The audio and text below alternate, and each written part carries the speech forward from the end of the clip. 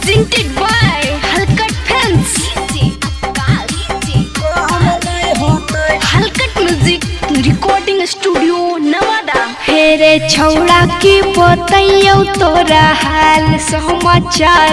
हम तो चहल जइबो छोड़ के तोरा अपन ससुराल। और सुनना टेंशन मत लिहा तोरे हियो। हेरे छौड़ा की बताइयो तोरा हाल समाचार।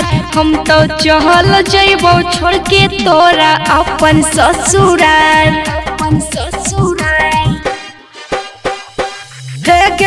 जाहिदा जोने हमारा काम नहीं होता है गे। जाहिदा जोने हमारा काम नहीं होता।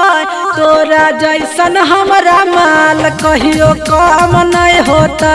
हमारा तोरा जैसन माल कहियो काम नहीं होता। तोरा जैसन हमारा माल कहियो काम नहीं होता। Mixed by Parveen Guddu.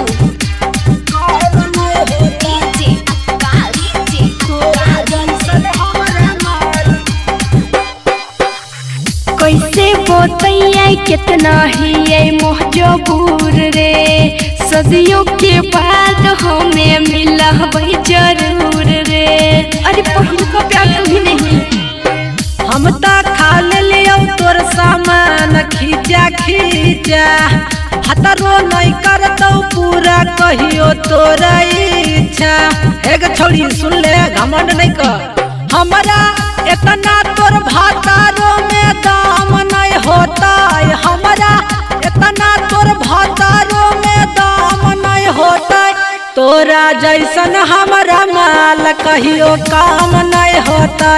तोरा जैसन हमारा माल कहियो काम नहीं होता।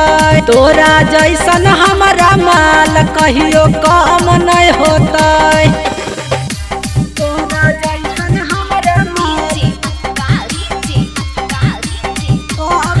हलकट म्यूजिक रिकॉर्डिंग स्टूडियो नवादा। चंदन दीवाना कोले बतिया यकीन रे।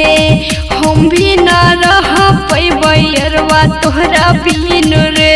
अरे सच कहियो यकीन कर ले। हमारा नहीं हकौ अब तोरा पर विश्वास गे। सुन के खबरिया मनवा हो गेलै उदास गे।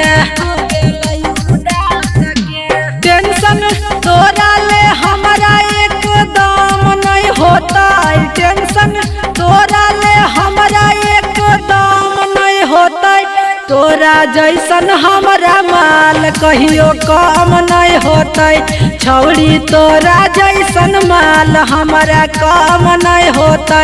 हमारा तोरा जैसन माल कहियो काम नहीं होता। एगे छौड़ी सुन ले।